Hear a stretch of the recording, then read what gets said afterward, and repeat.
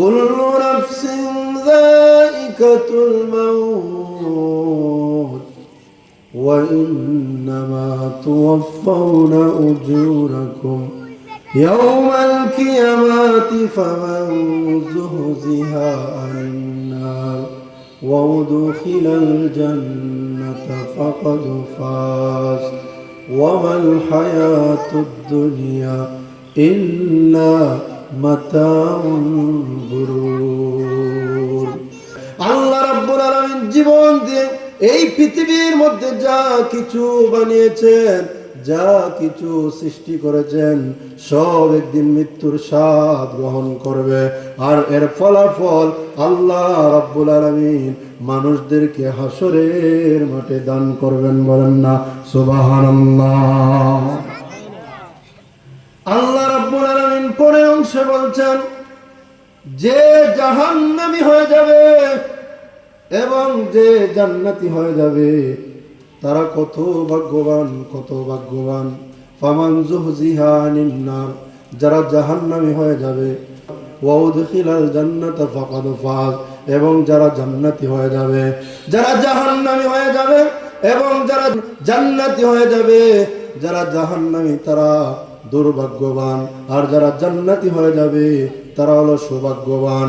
পরের অংশে আল্লাহ রাব্বুল আলামিন বলছেন, ওয়ামাল হায়াতুদ দুনিয়া ইল্লা মাতাউল গুরুর।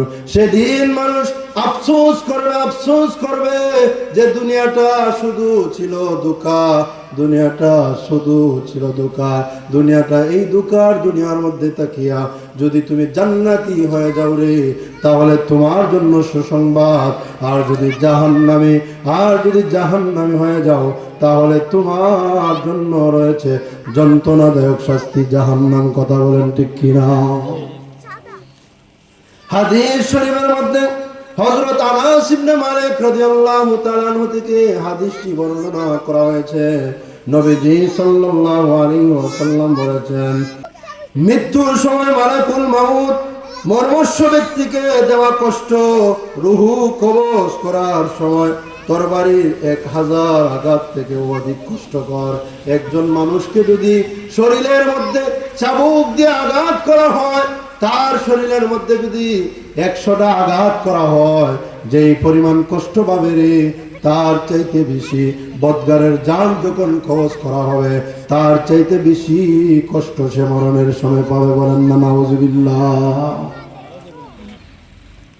মৃত্যুর পূর্বে হাদিস শরীফের মধ্যে আসছে এবং ইসলামের ইতিহাসের মধ্যে আসছে, নবীজি সাল্লাল্লাহু আলাইহি ওয়াসাল্লাম যখন মেরাজের মধ্যে গিয়েছিলেন, সপ্তম আকাশের মধ্যে একটা গাছ রয়েছে, যেই গাছের নাম হলো বড়ই গাছ, সিদরাতুল মুনতাহা। নবীজি সাল্লাল্লাহু আলাইহি ওয়াসাল্লাম সেখানের মধ্যে গিয়ে দেখলেন একজন লোক এই গাছের নিচে বসা আছে। নবীজি সাল্লাল্লাহু আলাইহি ওয়াসাল্লাম তার সঙ্গে কথা বলার জন্য তাকে সালাম দিয়েছেন। সালাম দিয়ে বললেন, ভাই তুমি এখানের মধ্যে বসে কি করো, আর তোমার পরিচয় বা কি? সঙ্গে সঙ্গে মালাকুল মাউত পরিচয় দিয়েছেন যে আমি এখানের মধ্যে বসে থাকি, আমার নাম হলো মালাকুল মাউত আজরাইল।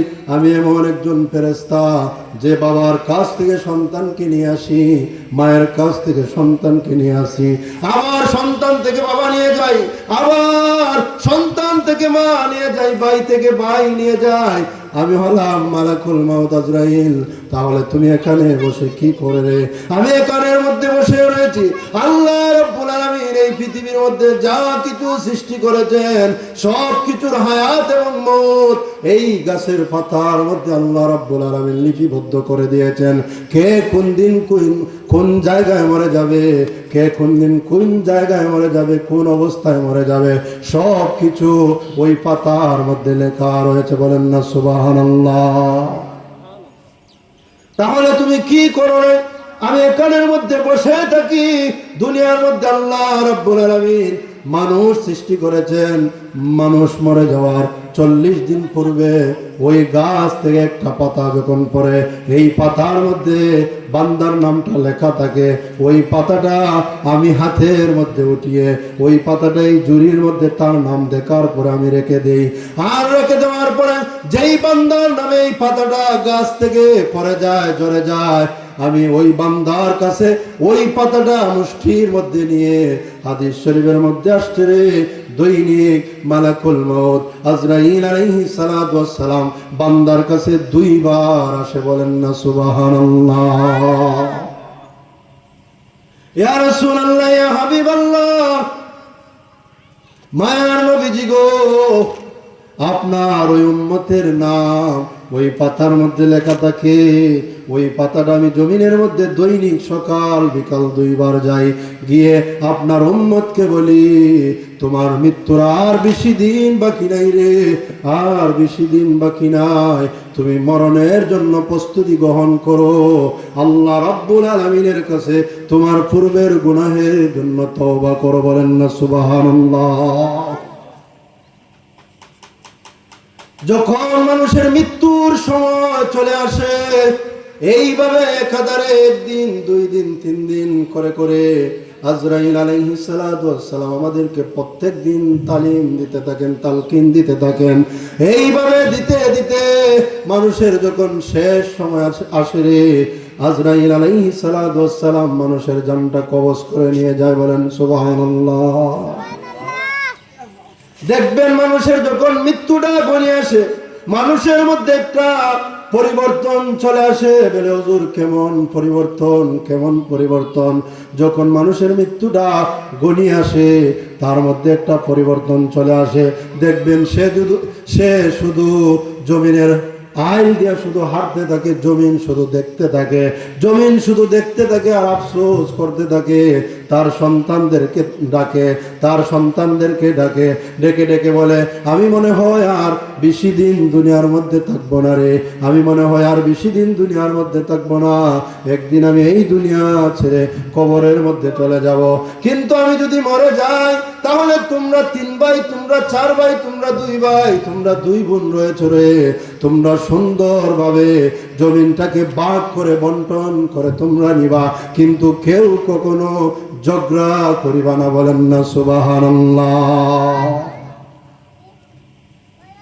এইভাবে বাবা ওসিয়ত করে, ভাই ভাইকে এইভাবে ওসিয়ত করে, মা সন্তানকে এইভাবে ওসিয়ত করে, বাবা তার স্ত্রীকে ওসিয়ত করে, স্ত্রী রে আমি মনে হয় আর বেশি দিন বাঁচবো না, এই যে জমিনটা দেখতেছো সেটা তোমার নামে লিখে দিয়েছি, আর এই যে জমিনটা দেখতেছো সেটা সন্তানদের নামে লিখে দিয়েছি, সেটা তুমি সুন্দরভাবে বন্টন করে দিবা, ভাগ করে দিবা। এইভাবে মানুষের মধ্যে একটা পরিবর্তন চলে আসে।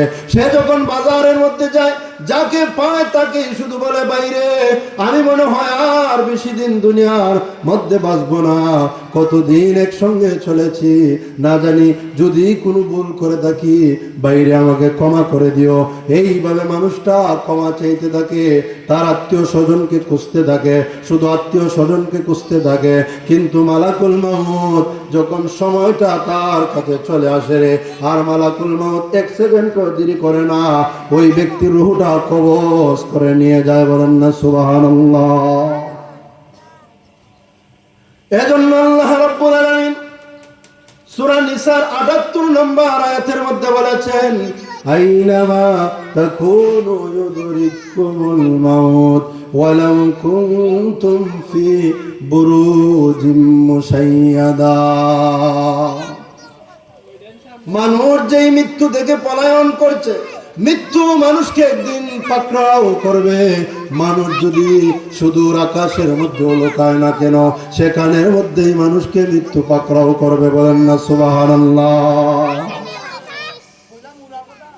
চিন্তা করে দেখো না, কবরে কি যাইবা না, অবশেষের ঠিকানা শুধুই মাটির বিছানা। কথা বলেন ঠিক কিনা?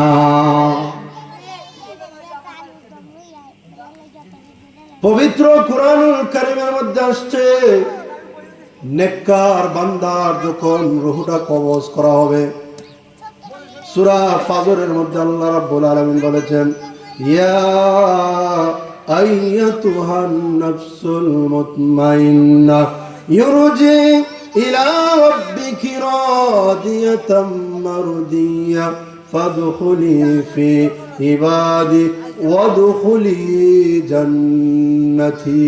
বলেন আল্লাহু আকবার। আল্লাহ রাব্বুল আলামিন বলেন, নেককারের জানটা যখন কবজ করা হবে, জান্নাত থেকে আল্লাহ রাব্বুল আলামিন হযরত আজরাইল আলাইহিস সালাতু ওয়াস সালামকে বলবেন, সঙ্গে দুইজন ফেরেশতা দিবেন, ফেরেশতাদেরকে বলবেন, যাও রে আমার নেককার বান্দার জানটা, নেককার বান্দার রূহটা নিয়ে আসো। জান্নাত থেকে একটা সুগন্ধি যুক্ত রুমাল নিয়ে যাইবা, ওই রুমালটা আমার নেককার বান্দার নাকের মধ্যে রাখবা। নাকের মধ্যে রাখা মাত্রই দেখবা ওই নেককার বান্দার রূহটা রুমালের মধ্যে চলে আসবে। এইভাবে নেককারের রূহটা কবজ করা হয়। কিভাবে কবজ করা হয়? ওই রুমালটা নিয়ে এসে নাকের মধ্যে ধরা হয়, আর ওই আয়াত শোনানো হয়, ইয়া আইয়াতুহান নাফসুল মুতমাইন্না, এই প্রশান্ততা বের হয়ে আসো, তোমার প্রতি আল্লাহ রাব্বুল আলামিন সন্তুষ্ট। বের হয়ে আসো, বের হয়ে আসো, এসে তুমি মিশে যাও আমার নেককার বান্দাদের সঙ্গে, আর প্রবেশ করো আমার বানানো জান্নাতে। বলেন না সুবহানাল্লাহ। নেককারের জানটা কেমন ভাবে কবজ করা হবে? আমরা যখন আতরের গান, যখন হাতের মধ্যে আতর লাগায়, আতরের গান যখন আমরা নাকের মধ্যে নেই, নাক দিয়ে যখন শ্বাস আমরা টান দেই, শ্বাস টান দেওয়ার সঙ্গে সঙ্গে আমাদের চক্ষুটা এমনি বন্ধ হয়ে যায়। কথা বলেন ঠিক কিনা? চক্ষুটা বন্ধ হয়ে যায়, আমাদের মন, আমাদের হৃদয়টা শীতল হয়ে যায়। ঠিক তদ্রূপ ভাবে নেককার বান্দার যখন রূহ কবজ করা হবে রে, আজরাইল আলাইহিস সালাতু ওয়াস সালাম যখন জান্নাতের তৈলাটা ওই নেককারের নাকের সামনে নিয়ে ধরবে, নেককারের রূহটা ওই সুগন্ধি যখন তার নাকের মধ্যে লাগবে, তার কলিজা শীতল হয়ে যাবে, সে এমন আরাম একটা ঘুম দিবে, সঙ্গে সঙ্গে তার রূহটা ওই রুমালের মধ্যে বের হয়ে আসবে। বলেন না সুবহানাল্লাহ। নেককারের রূহটা এইভাবে কবজ করা হবে, নেককার টেরও পাইবে না। বলেন না সুবহানাল্লাহ। অপরদিকে আল্লাহ রাব্বুল আলামিন বলছেন, বদগারের রূহটা যখন কবজ করা হবে রে, জাহান্নাম থেকে কর্কশ যুক্ত একটা কাপড় হযরত আজরাইল আলাইহিস সালাতু ওয়াস সালাম নিয়ে আসবে। এত দুর্গন্ধযুক্ত কাপড় যখন নিয়ে আসা হবে, ফেরেশতারা বলবে, যত সৃষ্টি আছে বলবে, কার এত দুর্গন্ধযুক্ত, কার জন্য এই রুমালটা নিয়ে যাচ্ছ? এই সময় আজরাইল আলাইহিস সালাতু ওয়াস সালাম নাম ধরে ধরে আপনি আমার পরিচয় দিবে, অমুক নাফরমানের রূহটা কবজ করার জন্য নিয়ে যাচ্ছি, নাফরমানের রূহটা কবজ করার জন্য নিয়ে যাচ্ছি। এই রুমালটা যখন তার মধ্যে নিয়ে ধরা হবে, সে এইগুলা আযাব দেখতে পাবে, সে অতীতে পূর্বে কি গুনাহ করেছে, কি খারাপি করেছে, সব কিছু দেখতে পাবে। সব কিছু যখন দেখতে পাবে, ওই ব্যক্তিটা শুধু লোকালোকি করবে, সে মরতে চাইবে না, মরতে চাইবে না, সে মরতে চাইবে না। কোরআনের মধ্যে বলা হয়েছে, আজরাইল আলাইহিস সালাতু ওয়াস সালাম তার মুখের মধ্যে তো আঘাত করবে রে, তো আঘাত করবে রে, তার সারা শরীরের মধ্যে তো আঘাত করবে, তার শরীরের যতটা জোড়া, যতটা রগ রয়েছে সবগুলাই টাস টাস করে ছিঁড়ে যাবে। বলেন না নাউজুবিল্লাহ।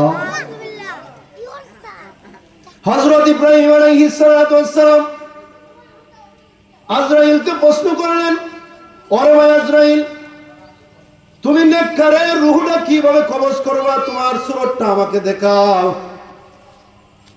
আজরাইল আলাইহিস সালাতু ওয়াস সালাম ওনার সূরতটা দেখালেন, যে এইভাবে নেককারের জান কবজ করা হবে, রূহ কবজ করা হবে।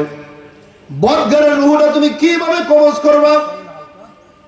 এই কথা বলার সঙ্গে সঙ্গে মালাকুল মাউত আজরাইল আলাইহিস সালাতু ওয়াস সালাম বলছেন, আমি বদগারের রূহটা যেমনি ভাবে কবজ করব, আপনি তো আমাকে এই সুরতও দেখলে সহ্য করতে পারবেন না। আজরাইল রে আমি পারবো, তুমি আমাকে দেখাও। তাহলে হুজুর আপনি এই দিকে ফিরে চান, আমি যখন বলবো তখন আপনি আমার দিকে তাকাবেন।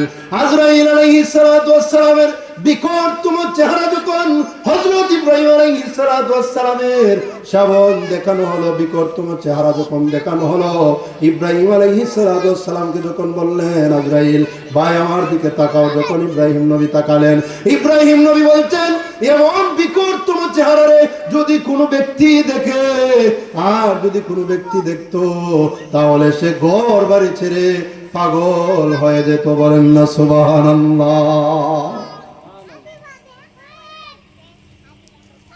হযরত ইব্রাহিম আলাইহিস সালাতু ওয়াস সালাম বলেন একজন বদকারের জান কবজ করার সময় আজরাইল আলাইহিস সালাতু ওয়াস সালাম তাকে যেই শাস্তি দিবেন, যেই শাস্তিটা তাকে দেওয়া হবে বদকারের জন্য যেন এই শাস্তিটাই যথেষ্ট হয়ে যায়, আর কোনো শাস্তির প্রয়োজন আমি মনে করি না। কিন্তু শাস্তি তো একটার পর একটা। ইন্না জাহান্নামা কানাত মিরসাদা, নিশ্চয়ই জাহান্নাম একটা গোপন ফাঁদ, সেখানের মধ্যে আযাবের কোনো অভাব নাই, আযাবের কোনো অভাব নাই। একটার পর একটা, একটার পর একটা আযাব আছে। কথা বলেন ঠিক কিনা? এজন্য আরেকটা আয়াতের মধ্যে আল্লাহ রাব্বুল আলামিন বলছেন কুল ইন্নাল মাউতাল্লাযী তাফিরুনা মিনহু ফাইন্নাহু মুলাকীকুম। আল্লাহ রাব্বুল আলামিন আল্লাহর হাবিবকে উদ্দেশ্য করে বলছেন ইয়া রাসূলুল্লাহ, ইয়া হাবিবাল্লাহ, মায়ার নবী গো আপনি জানিয়ে দিন যারা মৃত্যু থেকে পালাতে চায় তারা কোনোদিন মৃত্যু থেকে পালাতে পারবে না, মৃত্যু একদিন তাদেরকে পাকড়াও করবে। কথা বলেন ঠিক কিনা? মরণ আমাদেরকে একদিন পাকড়াও করবে। এজন্য আল্লাহ রাব্বুল আলামিন পবিত্র কুরআনুল কারীমের আরেকটা আয়াতের মধ্যে বলছেন কাইফা তাকফুরুনা বিল্লাহি ওয়া কুনতুম আমওয়াতান ফাহইয়াকুম সুম্মা ইউমীতুকুম সুম্মা ইউহয়ীকুম সুম্মা ইলাইহি তুরজাউন। বলেন আল্লাহু আকবার। জোরে সরে বলি আল্লাহু আকবার। আরো জোরে সরে বলি ইয়া রাসূলুল্লাহ। আল্লাহ রাব্বুল আলামিন বলছেন তোমরা কিভাবে আমি আল্লাহর সঙ্গে নাফরমানি করো, কিভাবে আমি আল্লাহর সঙ্গে নাফরমানি করো রে। তোমরা ছিলে মৃত, আমি আল্লাহ তোমাদেরকে জীবিত করেছি, জীবন দিয়েছি, আবার তোমাদেরকে মৃত্যু দিব, আবার পুনরায় তোমাদেরকে জীবিত করব, আবার তোমাদেরকে আমি আল্লাহর কাছে ফিরিয়ে নিব। বলেন না সুবহানাল্লাহ। একটা সময় আমরা ছিলাম মৃত। বেলে হুজুর কিভাবে তাফসীর মানহারির মধ্যে এই আয়াতের তাফসীর করা হয়েছে।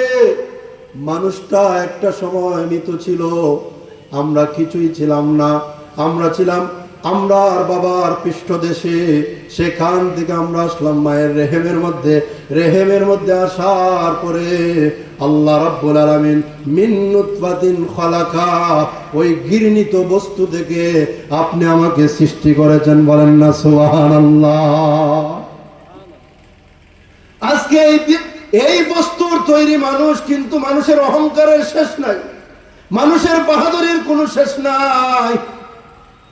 কিন্তু মানুষ একবার চিন্তা করে না মানুষকে আল্লাহ কি দিয়ে সৃষ্টি করেছেন, মানুষ কতটা দুর্বল। আমি এই বিষয়ে কয়েকটা কথা বলি। মানুষ কতটা দুর্বল দেখে, মানুষ যখন মায়ের গর্ভে যায় রে, মানুষ কি খাবে জানে না, মানুষ কিভাবে চলবে, কিভাবে ঘুমাবে সেটা জানে না।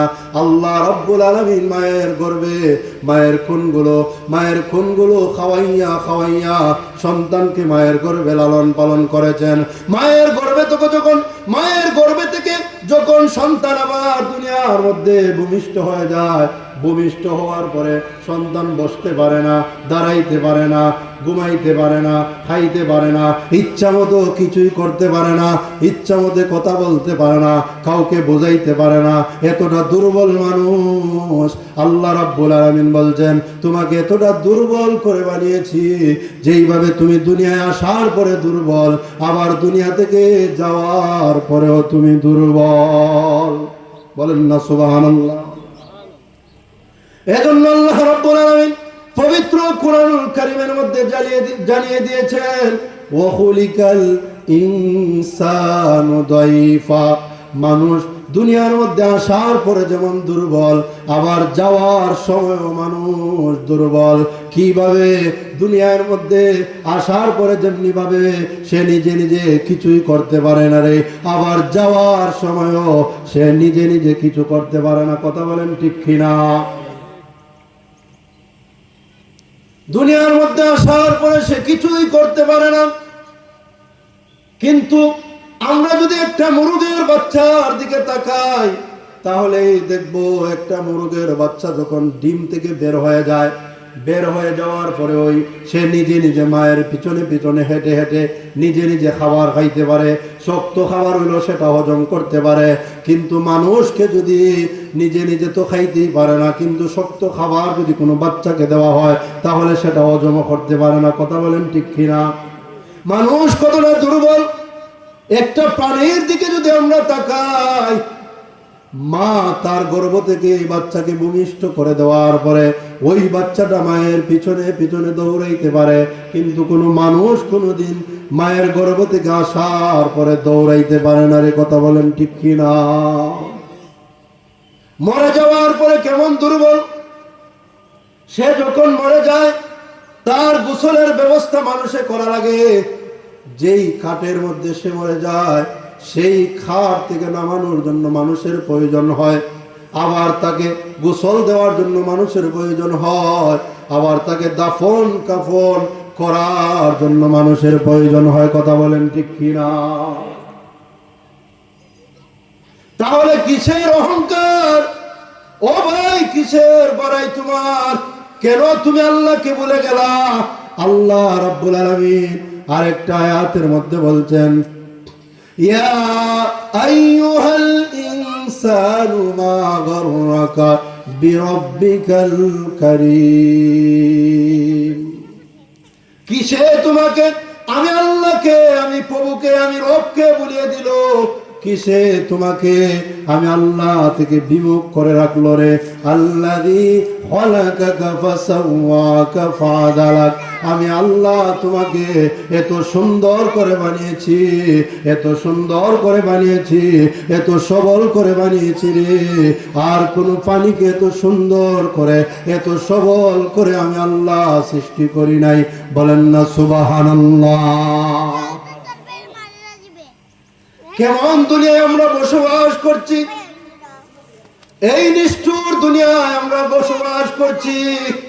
আজকে যদি আপনি আমি মরে যাই, আপনি আমি যদি আজকে মরে যাই, তাহলে বলেন তো কেউ কি অপেক্ষা করবে যে ওই মৃত ব্যক্তিটাকে, অমুক ব্যক্তিটাকে আমরা এক সপ্তাহ রেখে দেব, তাকে পাহারা দেব? এই রকম কথা কোনো মানুষ বলতে আপনারা শুনছেন? কখনো শোনা যায় না, কখনো শোনা যায় না এমন কথা। এই নিষ্ঠুর দুনিয়ায় আমরা বসবাস করি, যেই আরামের বিছানার মধ্যে আমরা ঘুমাই, মরে যাওয়ার পরে এই আরামের বিছানায় আমাদেরকে কেউ রাখে না। কথা বলেন ঠিক কিনা? যেই সুন্দর ঘর আমরা নির্মাণ করি, এই ঘরের মধ্যে আমাদেরকে কেউ রাখে না। এমন একটা জায়গায় রাখি রে, অন্ধকার কবর, অন্ধকার কবর। এই জন্য কবর কিন্তু মানুষকে দৈনিক ডাকে আর বলে, ও বনি আদম, আমি কবর কিন্তু ভয়ঙ্কর ঘর, আমি কবর কিন্তু সাপ বিচ্ছুর ঘর, আমি কবর কিন্তু পোকামাকড়ের ঘর। এই কবরের আযাব তুমি সহ্য করতে পারবা না। এই জন্য কবরের সাবান নিয়ে বান্দারে তুমি কবরের মধ্যে আসো, কবরের মধ্যে মধ্যে মানুষের সঙ্গে তিনটা জিনিস যায়, এর মধ্যে দুইটা জিনিস ফিরে আসে, তার ধন সম্পদ, তার সন্তান, তার আওলাদ, তার আত্মীয় স্বজন ফিরে আসে। একটা জিনিস তার কবরের মধ্যে থেকে যায়, সেই জিনিসটাই হলো তার আমল। তাহলে আপনি আমি কবরের মধ্যে আমল নিয়ে যেতে রাজি আছি তো ইনশাল্লাহ?